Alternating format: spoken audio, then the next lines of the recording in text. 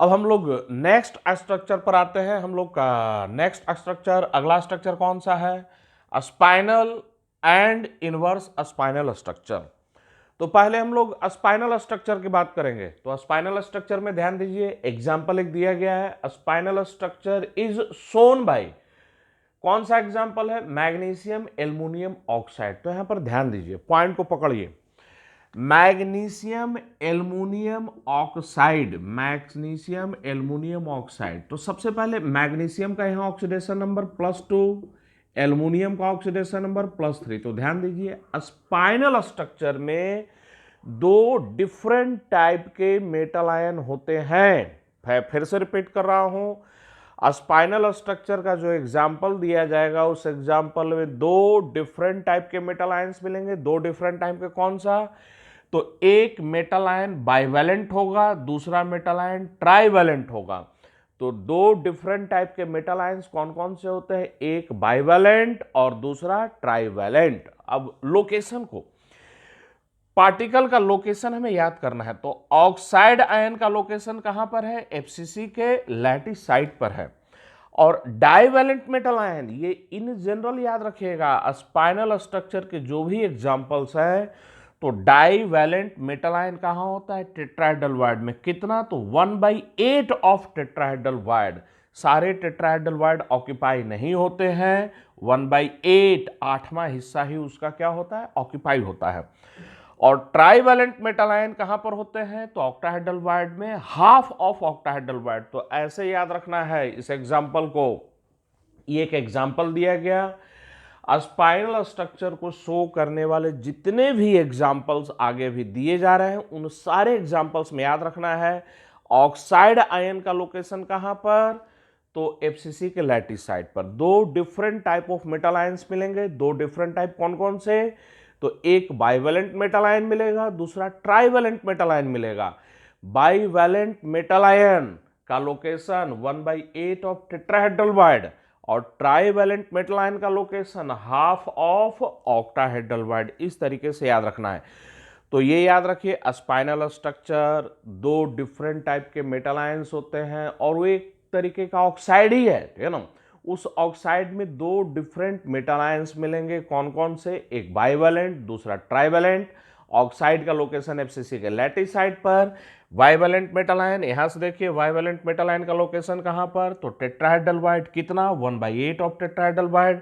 और trivalent metal ion का location कहां? Octahedral wide. कितना? हाफ। फॉर्मूला पर हम लोग आ जाए कि इसका सिंपलेस्ट फॉर्मूला क्या होगा। तो ध्यान दीजिए, ये एफसीसी के लैटिस साइड पर है, तो यहीं पर रफ हम लोग करते हैं, हम लिखने की जरूरत नहीं, ठीक है ना। ऑक्साइड एंड एफसीसी के लैटिस साइड पर, तो 8 कॉर्नर, 8 इंटू 1/8, और 6 फेस का सेंटर, 6 इंटू हाफ, मिलकर कितने होंगे? 4। तो एक यूनिट सेल में ऑक्साइड के इफेक्टिव नंबर 4 होंगे। मैग्नीशियम पर हम लोग आते हैं, ठीक है ना भाई। 1/8 ऑफ टेट्राहेड्रल वाइड, तो एफसीसी में 8 टेट्राहेड्रल वाइड होते हैं, जिसमें से वो 1/8 में ही है। तो कितना? तो मैग्नीशियम आयन का इफेक्टिव नंबर 1। एल्युमिनियम पर चलते हैं, तो भाई 1/2, हाफ ऑफ ऑक्टाहेड्रल वाइड। तो एफसीसी में ऑक्टाहेड्रल वाइड कितने होते हैं? 4। एफसीसी में 4 ऑक्टाहेड्रल वाइड, जिसमें से कि ये हाफ में है, आधे में ही है, तो 1/2 इंटू 4 इक्वल टू 2। तो ऑक्साइड का इफेक्टिव नंबर कितना? 4। मैग्नीशियम का इफेक्टिव नंबर कितना? 1। एल्युमिनियम का इफेक्टिव नंबर कितना? 2। तो भाई सिंपल रेशियो 1, 2 और 4 का होगा। तो यही इसका क्या होगा? हम लोग का सिंपलेस्ट फॉर्मूला भी होगा। तो अब ये सब चीजें हम लोग के लिए छोटी बातें हो गई है। सिंपलेस्ट फॉर्मूला निकालना, मोल का रेशियो निकाल लेंगे, उसको सिंपलेस्ट मोल रेशियो में लिख देंगे। सिंपलेस्ट मोल रेशियो में होल नंबर में, वही क्या हो जाएगा हम लोग का? तो सिंपलेस्ट फॉर्मूला हो जाएगा।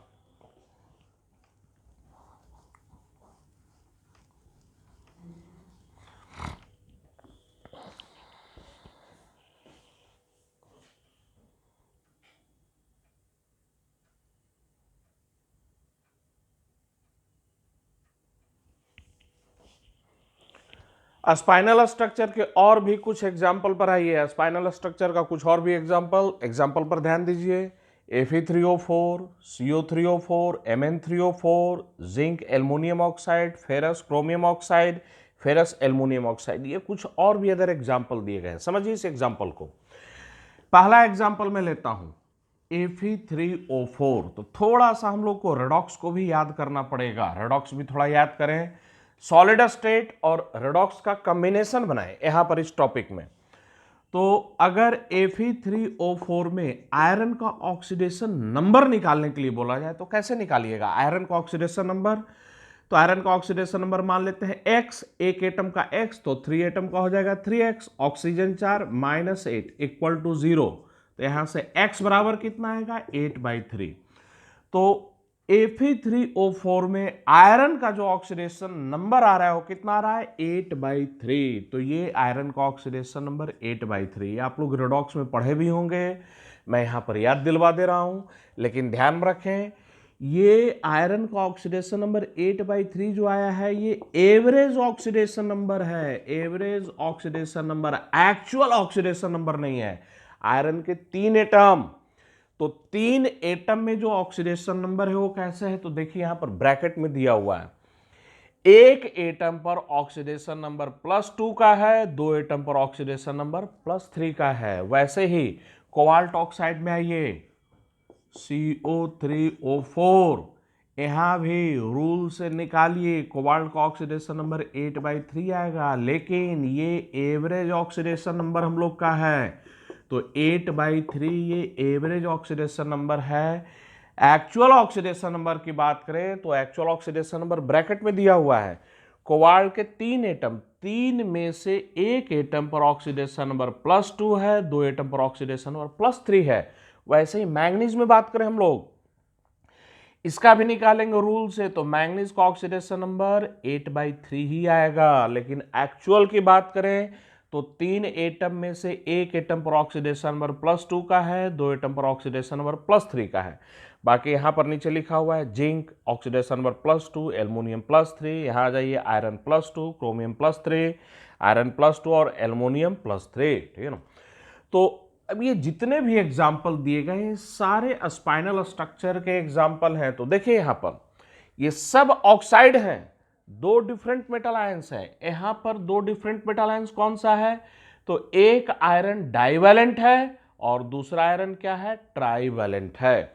यहां पर भी कोबाल्ट पर ध्यान दीजिए, एक कोबाल्ट की वैलेंसी है 2, दूसरे कोबाल्ट पर कितना है? तो वैलेंसी है 3। तो एक डाइवैलेंट, दूसरा ट्राइवैलेंट। यहां पर भी मैंगनीज पर ध्यान दीजिए, 2 डिफरेंट, एक मैंगनीज पर +2 का ऑक्सीडेशन स्टेट, दूसरे मैंगनीज पर +3 का ऑक्सीडेशन स्टेट। लोकेशन कैसे याद करेंगे? अभी भी इसको मैंने नहीं मिटाया है। ये जितने भी एग्जांपल्स दिए गए हैं सब में ऑक्साइड आयन का लोकेशन कहां पर? एफसीसी के लैटिस साइड पर।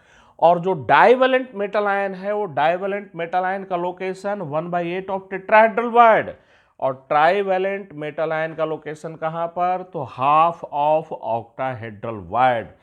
तो इतने सारे एग्जाम्पल को देखने के बाद स्पाइनल स्ट्रक्चर को अब दोबारा मैं रिपीट कर रहा हूं, समझिए। स्पाइनल स्ट्रक्चर एक स्पेशल क्लास का ऑक्साइड ही होता है जिसमें 2 डिफरेंट मेटल आयन होते हैं, एक ट्राइवैलेंट मेटल आयन होता है, दूसरा डाइवैलेंट मेटल आयन होता है। ऑक्साइड आयन का लोकेशन एफसीसी के लैटिस साइड पर होता है और डाइवैलेंट मेटल आयन का लोकेशन 1/8 ऑफ टेट्राहेड्रल बॉन्ड, और ट्राइवैलेंट मेटल आयन का लोकेशन कहां पर? Half of octahedral bond. तो इधर जो एग्जाम्पल्स दिए गए हैं ये 2 पर्पज से दिए गए, एक तो आप सॉलिड स्टेट में समझिए, दूसरा आयरन का, कोबाल्ट का, मैंगनीज का ऑक्सीडेशन नंबर एक्चुअल कितना है उस पर्पज से भी दिया गया है। तो आयरन यहाँ पर 2 ऑक्सीडेशन स्टेट में है, +2 और +3। कोबाल्ट भी 2 ऑक्सीडेशन स्टेट में है, +2 और +3। मैंगनीज भी 2 ऑक्सीडेशन स्टेट में है, +2 और +3। और सॉलिड स्टेट के हेल्प से अब हम लोग ये जानते हैं +2 वाला टेट्राहेड्रल बॉन्ड में है और +3 वाला हम लोग का ऑक्टाहेड्रल बॉन्ड में है।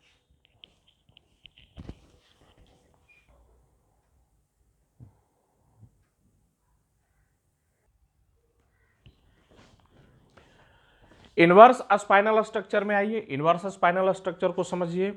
एग्जाम्पल्स वही रहेंगे, इनवर्स स्पाइनल स्ट्रक्चर भी स्पेशल टाइप का ऑक्साइड है। इन जनरल एग्जाम्पल लिखा गया कौन सा?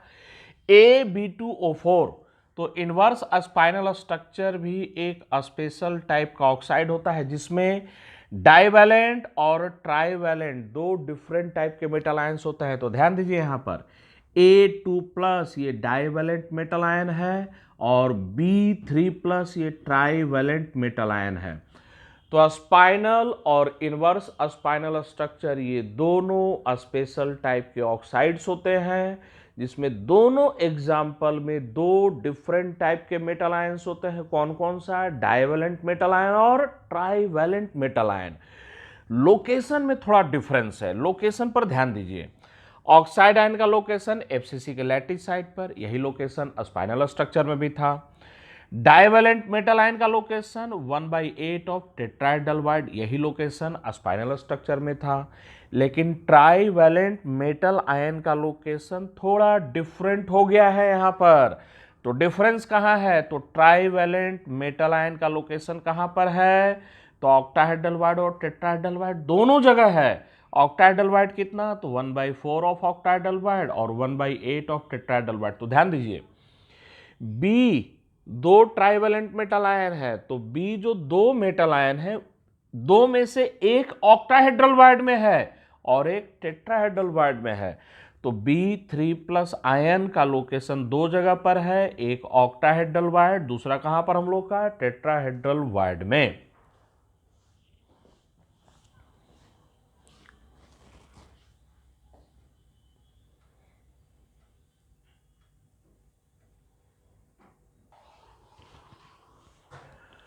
तो अब हम लोग का आयनिक सॉलिड का स्ट्रक्चर, ये टॉपिक कंप्लीट हो चुका है, स्ट्रक्चर ऑफ आयनिक सॉलिड। अब इससे रिलेटेड हम लोग न्यूमेरिकल प्रॉब्लम्स पर आएंगे। तो ध्यान में रखिएगा सॉलिड स्टेट का मोस्ट इंपॉर्टेंट पार्ट अगर पूछा जाए न्यूमेरिकल, तो स्ट्रक्चर ऑफ आयनिक सॉलिड इससे रिलेटेड न्यूमेरिकल ही हम लोग के लिए सबसे ज़्यादा इंपॉर्टेंट है। तो अब हम लोग न्यूमेरिकल पार्ट पर आएंगे और यहां से देखिएगा कि अच्छे खासे ढेर सारे न्यूमेरिकल्स हैं अब यहाँ पर। तो न्यूमेरिकल को समझने से पहले मैं एक बार आप लोगों को सजेस्ट करूंगा आयनिक सॉलिड के स्ट्रक्चर में जो भी पॉइंट हम लोग पढ़े हैं वो सारे स्ट्रक्चर को आप लोग पहले फिर से रिवाइज कर लीजिए। कम से कम लोकेशन और कोऑर्डिनेशन नंबर और R cation plus R anion ये रिलेशनशिप आप लोग को याद होना चाहिए। तो मैं याद दिलवा दूं, rock salt structure, zinc blende structure, fluoride structure, anti fluoride structure, caesium halide structure, ये 5। और फिर इधर 4 पढ़े कौन कौन सा? तो corundum structure, perovskite structure, spinel structure और एक और हम लोग का था। तो ये 9 स्ट्रक्चर के बारे में सारे पॉइंट्स अपने दिमाग में पहले कलेक्ट कीजिए, अपने दिमाग में बैठाइए, उसके बाद न्यूमेरिकल्स को देखिए। हाँ, न्यूमेरिकल्स को यहाँ पर समझना है। पहले जितने भी न्यूमेरिकल मैं बताने जा रहा हूँ उसको आप खुद से देखकर समझिए। समझने के बाद उन न्यूमेरिकल्स को एक बार अपने से अटेम्प्ट कीजिए। जब एक बार आप खुद से बना लेते हैं तब आप अदर सोर्स से क्वेश्चन को बनाइए। तो आयनिक सॉलिड से रिलेटेड जो क्वेश्चन है अदर सोर्स से वो तब बनाना है जब वीडियो लेक्चर में देखा हुआ न्यूमेरिकल्स खुद से बनाने लगे। तो हम लोग स्टार्ट करते हैं न्यूमेरिकल।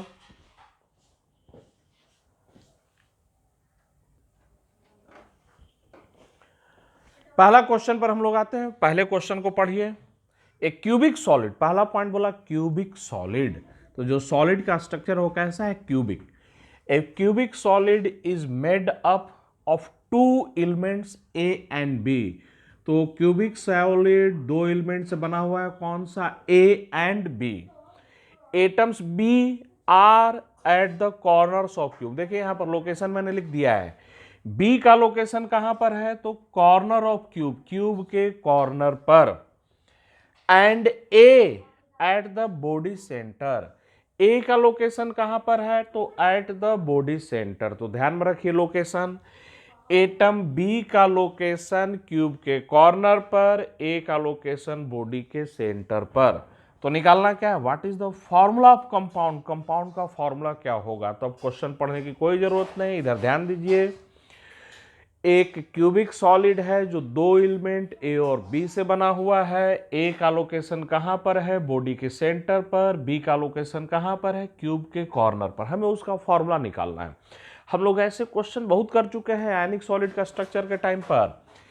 ए है बॉडी के सेंटर पर, तो ये बताइए एक यूनिट सेल में ए का इफेक्टिव नंबर कितना होगा? 1। भाई वो बॉडी के सेंटर पर है। और बी है क्यूब के कॉर्नर पर, तो 8 कॉर्नर। 8 कॉर्नर कितने के साथ शेयरिंग में? 8 के साथ शेयरिंग में, तो अपने में कितना रहेगा? 1/8। तो इफेक्टिव नंबर कितना? 1। तो ए का इफेक्टिव नंबर 1, बी का इफेक्टिव नंबर 1, तो मोल का रेशियो 1 और 1 का। तो सिंपलेस्ट फॉर्मूला क्या हो जाएगा हम लोग का? A B. चलिए, तो हम लोग का सिंपलेस्ट फॉर्मूला ए बी।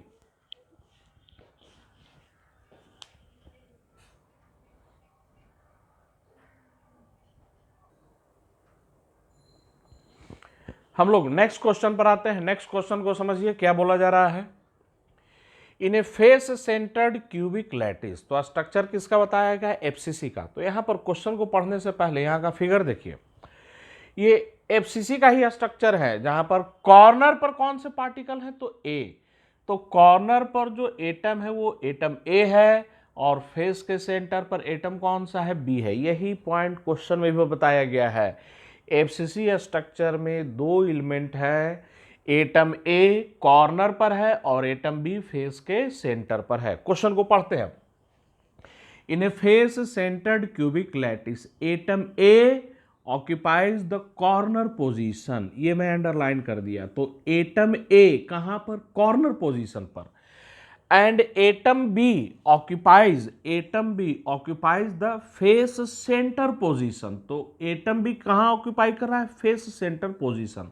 तो फिगर देखिए, एटम ए कॉर्नर पोजीशन को ऑक्यूपाई कर रहा है, atom B face centre position को ऑक्यूपाई कर रहा है। आगे समझिए, आगे क्या बोला जा रहा है, ध्यान से समझना है आगे का सेंटेंस।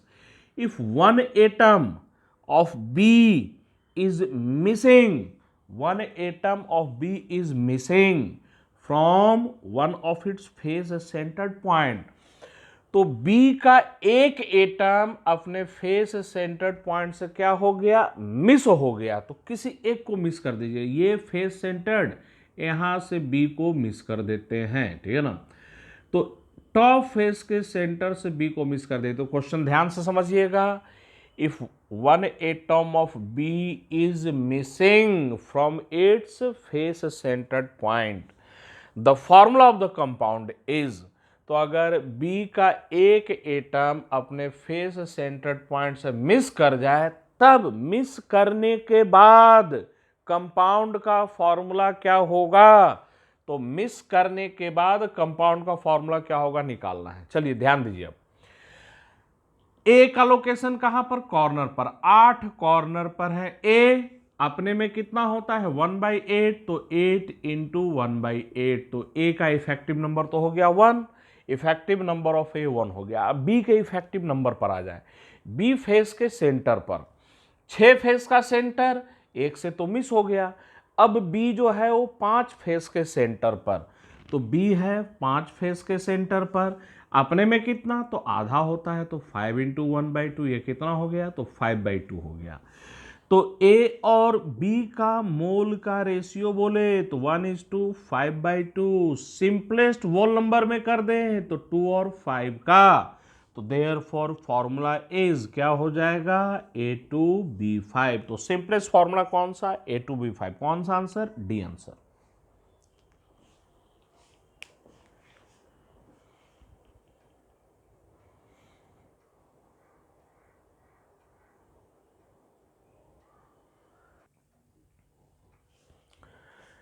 हम लोग नेक्स्ट क्वेश्चन पर आते हैं। ध्यान दीजिएगा, ये एक इंपॉर्टेंट क्वेश्चन यहां पर लिया गया है, और आयनिक सॉलिड में क्वेश्चन करने का एक तरीका मैं आप लोगों को बता रहा हूं। कभी भी आयनिक सॉलिड के स्ट्रक्चर से रिलेटेड क्वेश्चन हो, अगर उस क्वेश्चन में हम लोग फंस रहे हो तब, ठीक है ना। तो आयनिक सॉलिड के स्ट्रक्चर से रिलेटेड कोई क्वेश्चन हो, उस क्वेश्चन में हम लोग फंस रहे हैं, रूम पर हम लोग क्वेश्चन कर रहे हैं, टाइम लिमिट पर ध्यान मत दीजिए। भले ही टाइम ज्यादा लग जाए वो अलग पॉइंट है, लेकिन क्वेश्चन बनना पहला प्रायोरिटी है। तो भले ही ज़्यादा टाइम दे, क्वेश्चन खुद से बना ले, वो पहला प्रायोरिटी। तो ज़्यादा टाइम क्या देना है, तो जब भी आयनिक सॉलिड के स्ट्रक्चर से रिलेटेड क्वेश्चन कीजिए तो स्ट्रक्चर को कॉपी में जरूर ड्रॉ कीजिए, चाहे उसकी ज़रूरत हो या ना हो। ऐसा करने से एक बेनिफिट क्या होगा कि आयनिक सॉलिड का स्ट्रक्चर बार बार स्ट्रक्चर हर क्वेश्चन में कॉपी में जब ड्रॉ करेंगे, एक एक क्वेश्चन में कॉपी में जब स्ट्रक्चर को ड्रॉ करेंगे तो पार्टिकल का लोकेशन, पूरा फिगर अपने दिमाग में छप जाएगा। और ये इंपॉर्टेंट है, तो मैं रिपीट कर रहा हूं, थोड़ा टाइम देना है। प्रत्येक क्वेश्चन में आयनिक सॉलिड का स्ट्रक्चर से रिलेटेड प्रत्येक क्वेश्चन में हमें उस आयनिक सॉलिड का स्ट्रक्चर हर क्वेश्चन में ड्रॉ करना है, हर क्वेश्चन में फिगर बनाना है, जिससे कि आयनिक सॉलिड के जो पार्टिकल्स है उनका लोकेशन बिल्कुल माइंड में सेट हो जाए। चलिए आइए क्वेश्चन पर आते हैं। बोला क्या जा रहा है, potassium chloride crystallises in the same type of lattice as does NaCl। तो पोटेशियम क्लोराइड का जो स्ट्रक्चर बोला जा रहा है, स्ट्रक्चर कैसा बोला जा रहा है, तो NaCl जैसा बोला जा रहा है स्ट्रक्चर। तो हम लोग एक एक कर आते हैं सॉल्यूशन पर। भाई NaCl पर चलें तो NaCl में बताइए क्लोराइड आयन का लोकेशन कहां पर होता है, FCC के लैटिस साइड पर होता है, FCC के लैटिस साइड। और सोडियम आयन का लोकेशन कहां पर होता है, तो ऑल ऑक्टाहेड्रल वाइड, सारे ऑक्टाहेड्रल वाइड में। तो सेम लोकेशन पोटेशियम क्लोराइड में, तो ये NaCl का हुआ। पोटेशियम क्लोराइड की बात करें तो क्लोराइड आयन का लोकेशन FCC के लैटिस साइड पर, ये क्लोराइड आयन का लोकेशन हो गया। और पोटेशियम आयन का लोकेशन कहां पर हो जाएगा, तो ऑल ऑक्टाहेड्रल वाइड में। तो पोटेशियम क्लोराइड का स्ट्रक्चर NaCl जैसा ही बताया। पहला लाइन पढ़ते हैं, potassium chloride crystallises in the same type of lattice as does NaCl। तो ये लोकेशन हम लोग को याद होना चाहिए। अब नेक्स्ट आगे आते हैं। सोडियम आयन और क्लोराइड आयन का रेडियस का रेशियो 0.5 दिया, सोडियम आयन और पोटेशियम आयन का रेडियस का रेशियो कितना दिया, 0.7। तो निकालना क्या है, कैलकुलेट रेशियो, हमें रेशियो निकालना है किसका, तो sides of unit cell, unit cell का साइड मतलब एज लेंथ का रेशियो निकालना है for potassium chloride to that for sodium chloride. मतलब हमें पोटेशियम क्लोराइड के यूनिट सेल का एज लेंथ और सोडियम क्लोराइड के यूनिट सेल के एज लेंथ का क्या निकालना है, रेशियो निकालना है। तो ध्यान से समझिए, ये फिगर यहां पर बना हुआ है, क्वेश्चन को पढ़ने की जरूरत नहीं, क्वेश्चन का सारा डाटा मैं बता देता हूं। Potassium chloride crystallises in the same type of lattice as does NaCl। तो ये सारे पार्टिकल्स का लोकेशन दे दिया गया। तो पोटेशियम क्लोराइड पर आइए, ठीक है ना। Potassium chloride, potassium ion octahedral void में और क्लोराइड आयन FCC के लैटिस साइड पर। तो ये हम लोग का कौन है, क्लोराइड आयन FCC के लैटिस साइड, 8 कॉर्नर और 6 फेस का सेंटर। तो यहां पर थोड़ा सा दिखाया गया है, थोड़ा सा दिखाया गया, कॉर्नर वाले 4 दिखा दिए गए। अब उसके बाद आगे आते हैं, पोटेशियम आयन का लोकेशन ऑल ऑक्टाहेड्रल वाइड। तो FCC में याद कीजिए ऑक्टाहेड्रल वाइड कहां पर, प्रत्येक एज के सेंटर और FCC के सेंटर पर। तो ये एज का सेंटर वाला ये क्या हम लोग का है, पोटेशियम आयन है, पोटेशियम आयन। वैसे ही NaCl में चले तो क्लोराइड आयन FCC के लैटिस साइड पर, तो कॉर्नर पर, तो ये हम लोग का क्लोराइड आयन है, ये क्लोराइड आयन। और ये हम लोग का एज का सेंटर ऑक्टाहेड्रल वाइड, यहां पर कौन है हम लोग का, सोडियम आयन है। तो इस तरीके से लोकेशन जरूर दिखाएं, भले ही पूरा नहीं दिखाएं लेकिन थोड़ा तो जरूर दिखाएं, जिससे कि क्वेश्चन की क्लैरिटी बढ़ जाए। अब हम लोग आगे आते हैं। अब ये बताइए कुछ रिलेशनशिप याद है, यहां से लेकर यहां तक, तो ये दोनों आपस में टच में है, ये तो लोकेशन दिखाया गया है, तो ये आपस में टच में। तो बताइए क्या आएगा, रेडियस पोटेशियम आयन का प्लस रेडियस क्लोराइड आयन का, तो इन दोनों के रेडियस का सम a/2 के बराबर। एज लेंथ किसका, पोटेशियम क्लोराइड का, तो a potassium chloride divided by 2। चलिए नेक्स्ट, अब यहां पर आते हैं। ये रेडियस है किसका, क्लोराइड आयन का, ये रेडियस किसका, सोडियम आयन का, दोनों आपस में टच में। ध्यान में रखें ये फिगर सिर्फ लोकेशन दिखा रहा है ऑक्टाहेड्रल वायर्ड में जो जाता है वो 6 के साथ टच में होता है। अगर याद नहीं हो NaCl स्ट्रक्चर निकाल कर दोबारा रिवाइज कीजिए। तो ये दोनों आपस में टच में, तो इनका डिस्टेंस इनके रेडियस का सम, तो सम लिखिए R sodium ion plus R chloride ion equal to edge length किसका, तो सोडियम क्लोराइड, तो NaCl डिवाइडेड बाई 2। अब आप लोग सबसे पहले ये काम कीजिए, जितना हम लोग बनाए हैं उतना पहले आप लोग अपने कॉपी में उतार लीजिए। इधर वाला सारा पॉइंट्स मैं क्या करने जा रहा हूं, मिटाने जा रहा हूं, तो आप लोग अपने कॉपी में उतारिए पहले।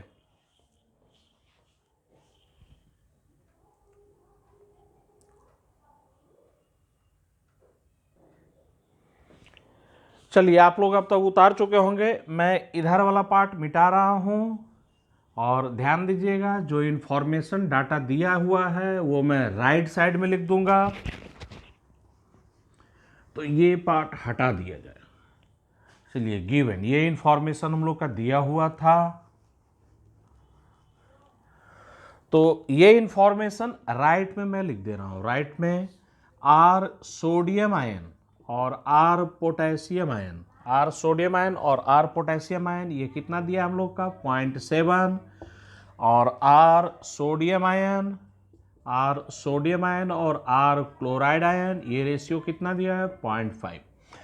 हम लोग को पोटेशियम क्लोराइड और सोडियम क्लोराइड का एज लेंथ का रेशियो निकालना है, तो A potassium chloride divided by A sodium chloride, ये एज लेंथ का रेशियो निकालना है। ध्यान दीजिए यहाँ पर, अगर यहाँ रेशियो ले ले A और A क्या, सॉरी 2 और 2 क्या हो जाएगा, कैंसल आउट। तो पोटेशियम क्लोराइड और सोडियम क्लोराइड का एज लेंथ का रेशियो, यहाँ पर ध्यान दीजिएगा 2 और 2 कैंसल आउट, कितना आएगा ये हम लोग का, तो R potassium ion plus R chloride ion divided by R sodium ion plus R क्या, क्लोराइड आयन। अब हम लोग नेक्स्ट आगे आते हैं, इसी को अब हम लोग को सोल्व करना है, तो A potassium chloride divided by A NaCl।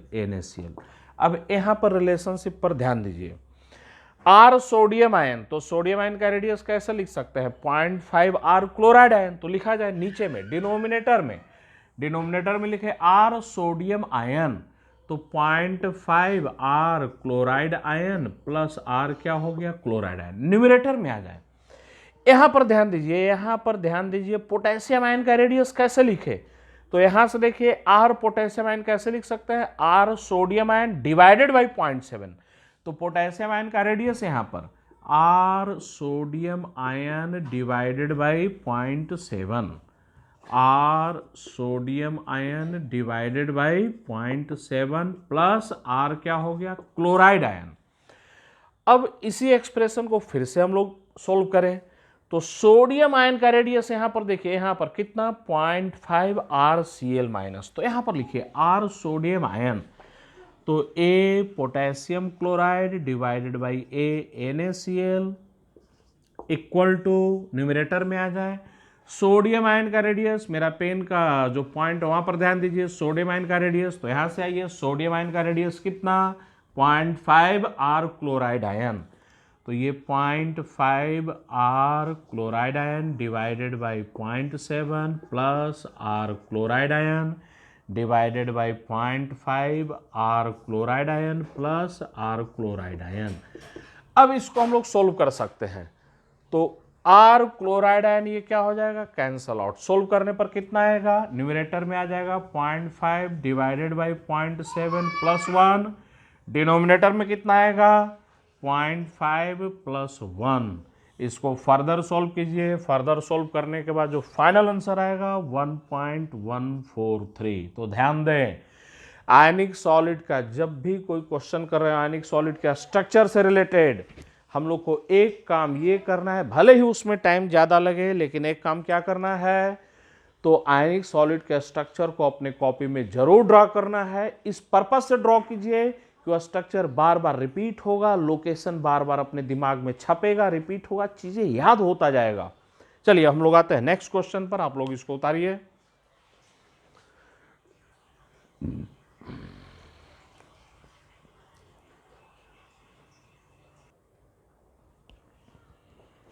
हम लोग नेक्स्ट क्वेश्चन पर आते हैं। नेक्स्ट क्वेश्चन समझिए क्या बोला जा रहा है। Caesium chloride has the BCC arrangement. तो सीजियम क्लोराइड का स्ट्रक्चर बता दिया कैसा, तो बीसीसी स्ट्रक्चर।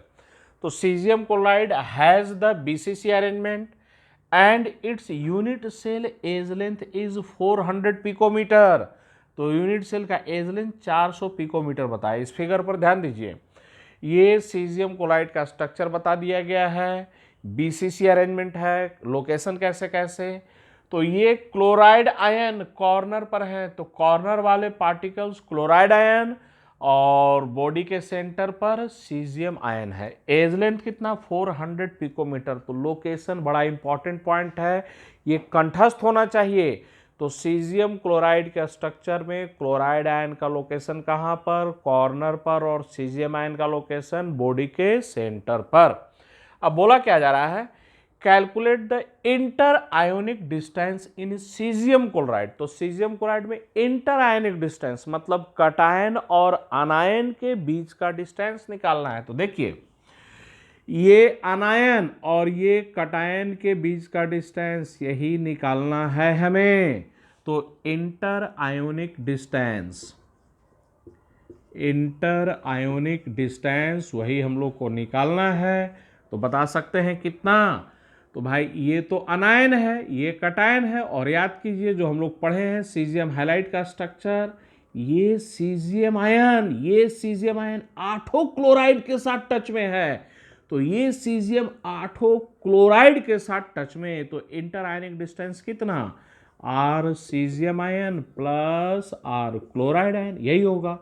और अगर हम लोग ध्यान दें तो ये जो डिस्टेंस है, ये डिस्टेंस बॉडी डायगोनल का आधा √3a/2 इक्वल टू, सॉल्व कीजिए इसको, तो √3 × 400 डिवाइडेड बाई 2 पिकोमीटर। तो यही हम लोग का क्या है, फाइनल आंसर। फाइनल आंसर, चलिए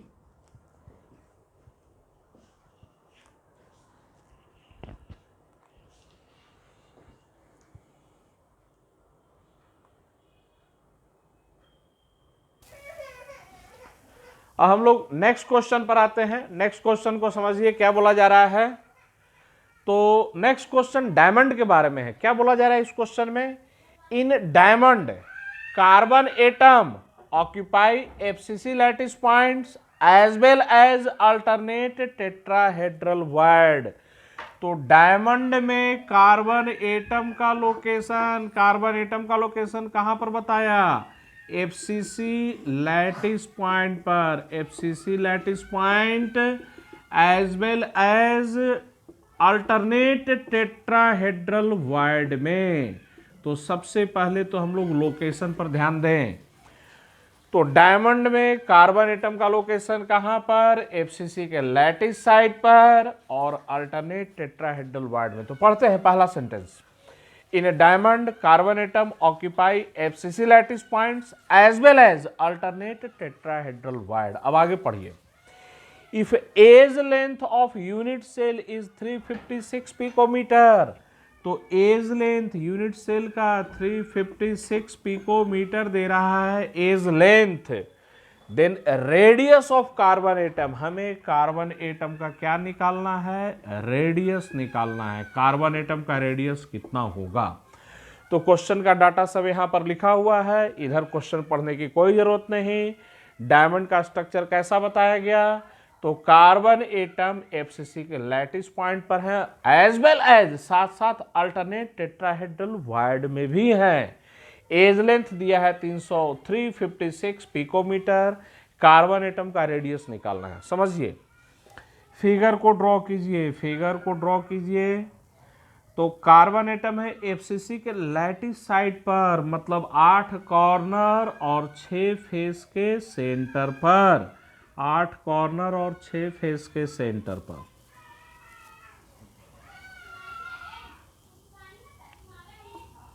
आठ कॉर्नर और 6 फेस का सेंटर।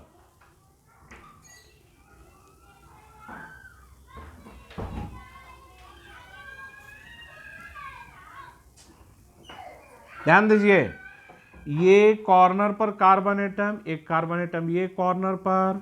और अब हम लोग टेट्राहेड्रल वायर्ड की बात करें तो tetrahedral void along the body diagonal, एक बॉडी डायगोनल पर दो टेट्राहेड्रल वाइड होते हैं जो कि कॉर्नर से √3/4 के डिस्टेंस पर।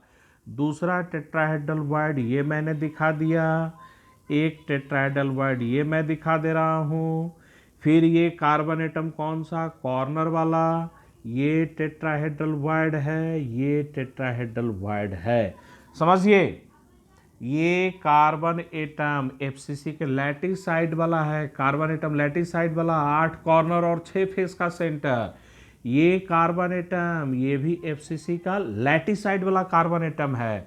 ये टेट्राहेड्रल वाइड, ये भी टेट्राहेड्रल वाइड, ये भी टेट्राहेड्रल वाइड, ये भी टेट्राहेड्रल वाइड। अगर हम लोग फिगर बनाए तो फिगर से पिक्चर और क्लियर हो जाता है। कार्बन एटम का लोकेशन और कहां बताया, अल्टरनेट टेट्राहेड्रल वाइड में। तो ये वाला अगर खाली है तो इसमें क्या है, हम लोग का कार्बन एटम है, ये इसमें कार्बन एटम, ठीक है ना।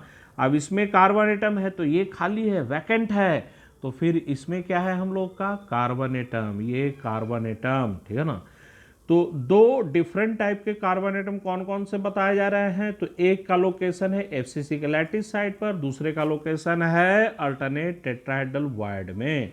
तो ये भी कार्बन एटम ये दिखा दे रहा है, ये कार्बन एटम, और ये हम लोग का क्या है, तो वैकेंट है, ये वैकेंट है, यही बताया। अब हमें क्या निकालना है, कार्बन एटम का रेडियस। देखिए कैसे निकालेंगे, तो ये बताइए, ये जो टेट्राहेड्रल वाइड है, ये टेट्राहेड्रल वाइड इस कॉर्नर से कितने डिस्टेंस पर, √3a/4 के डिस्टेंस पर।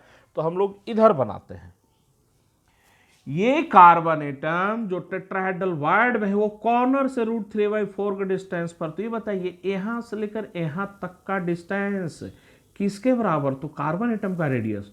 तो ये भी कार्बन एटम है, ये भी कार्बन एटम है, तो यहां से लेकर यहां तक का डिस्टेंस कार्बन एटम का रेडियस। फिर यहां से लेकर, मेरे पेन के पॉइंट पर ध्यान दीजिएगा, यहां से लेकर यहां तक का डिस्टेंस वो भी कार्बन एटम के रेडियस के बराबर।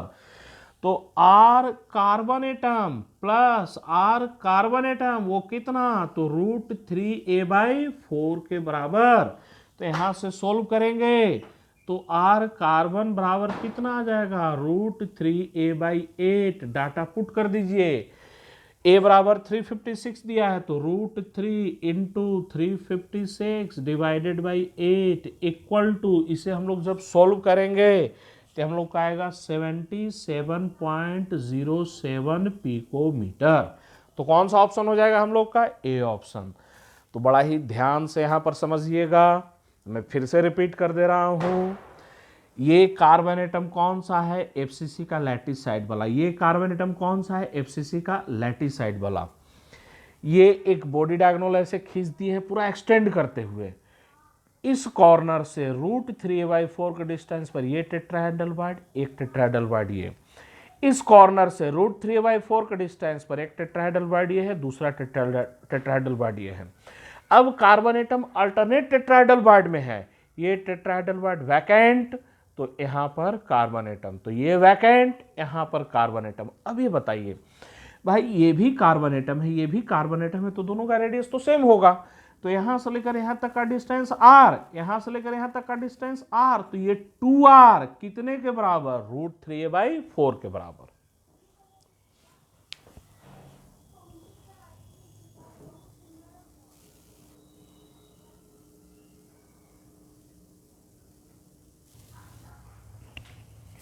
हम लोग नेक्स्ट क्वेश्चन पर आते हैं। नेक्स्ट क्वेश्चन पढ़िए, बड़ा सिंपल क्वेश्चन है लेकिन थोड़ा सा कैलकुलेशन है इसमें। बोला क्या जा रहा है, प्रूव दैट, हमें प्रूव करना है wide space percentage in zinc sulphide structure is 25%। मतलब हमें यह प्रूफ करना है जिंक सल्फाइड में 25% स्पेस खाली है, 75% स्पेस ऑक्यूपाई है। मतलब दूसरे तरीके से पैकिंग फ्रैक्शन निकालना है। पैकिंग फ्रैक्शन अगर बोले 75%, तो वाइड स्पेस कितना रहेगा, 25%। तो जिंक सल्फाइड स्ट्रक्चर में वाइड स्पेस 25%, ये हमें प्रूफ करना है। तो लोकेशन पर आइए, सल्फाइड आयन का लोकेशन कहां पर होता है, तो एफसीसी के लैटिस साइट पर, एफसीसी के लैटिस साइट पर। और जिंक आयन का लोकेशन कहाँ पर है, तो अल्टरनेट टेट्राहेड्रल वाइड में। लोकेशन तो कंठस्थ होना चाहिए। अब ये बताइए इफेक्टिव नंबर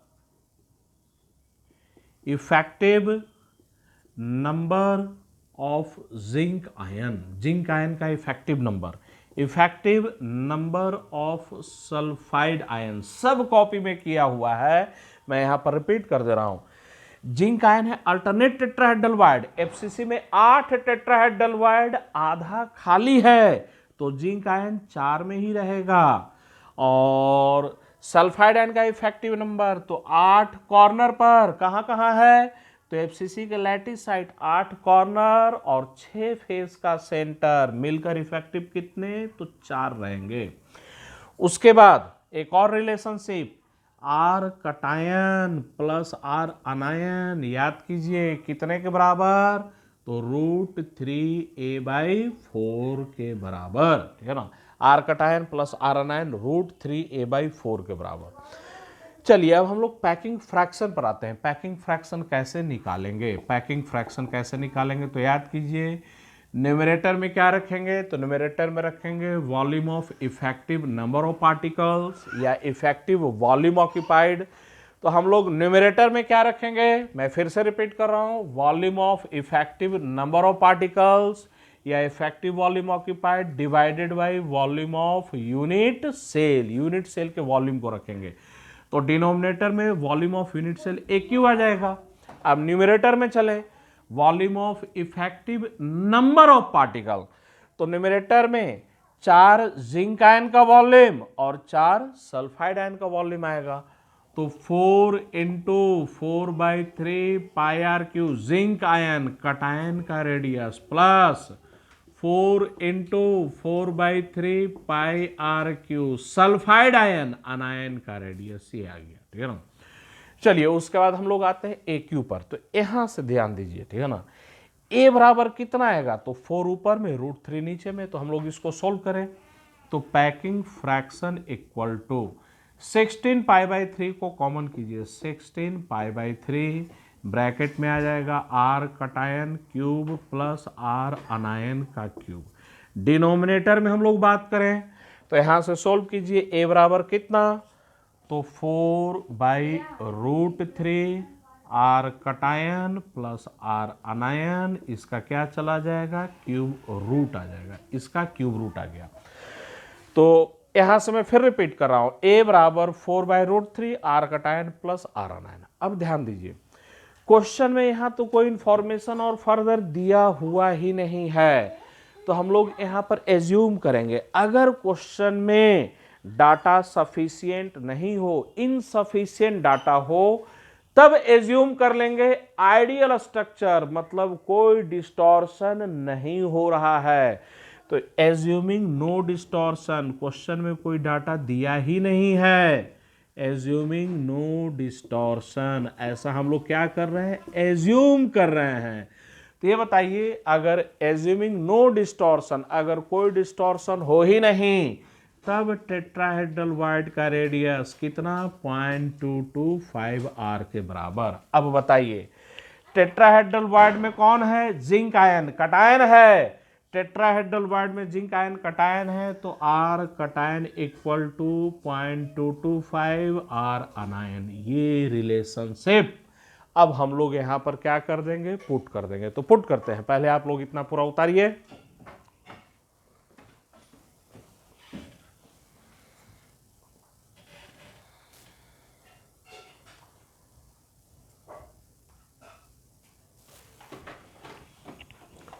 हम लोग ये जो रिलेशनशिप है, ध्यान दीजिए मेरे पेन के पॉइंट पर, ये इस रिलेशनशिप को यहां हम लोग क्या करने जा रहे हैं, पुट करने जा रहे हैं, यहां पर पुट कर रहे हैं।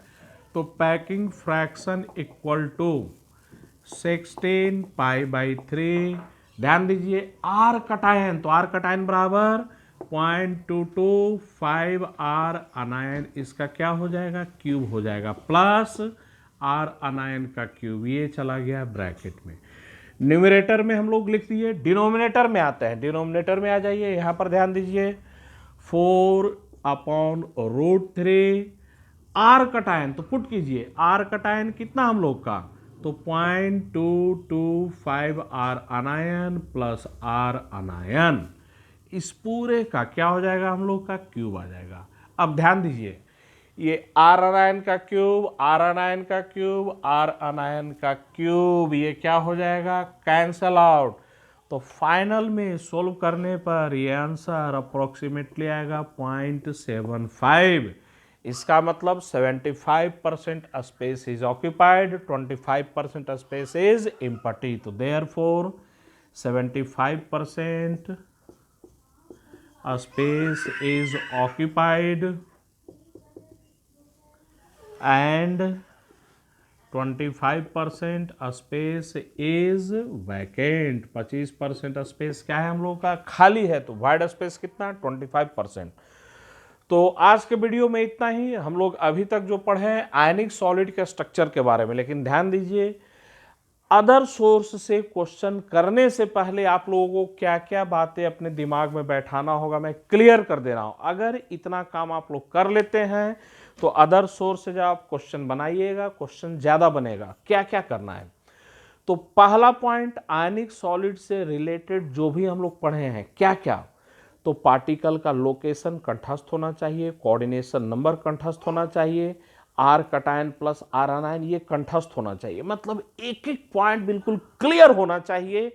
तो आयनिक सॉलिड का स्ट्रक्चर से रिलेटेड जो भी पॉइंट पढ़े उसको बार बार क्या कीजिए, रिवाइज कीजिए, अपने दिमाग में बैठाइए। दूसरा पॉइंट, ये जितना भी क्वेश्चन वीडियो लेक्चर में किया गया है इस क्वेश्चन को खुद से बनाइए, ठीक है ना। तीसरा पॉइंट बड़ा ही इंपॉर्टेंट पॉइंट, जब भी न्यूमेरिकल खुद से करने लगिएगा हमेशा हर क्वेश्चन में स्ट्रक्चर को जरूर ड्रॉ करना है। भले ही उसकी जरूरत भले ही ना हो लेकिन फिर भी ड्रॉ कीजिए। क्यों, बार बार ड्रॉ करने से वो चीजें दिमाग में क्या होता जाएगा, छपता जाएगा, रिवाइज होता जाएगा, इसलिए जरूर ड्रॉ करना है। ये 3 सजेशन मानिएगा, धीरे धीरे क्वेश्चन बनने का परसेंटेज बढ़ जाएगा। तो नेक्स्ट क्लास में हम लोग मिलते हैं। नेक्स्ट क्लास में हम लोग सॉलिड में जो डिफेक्ट होते हैं वो डिफेक्ट के बारे में हम लोग क्या करेंगे, स्टडी करेंगे।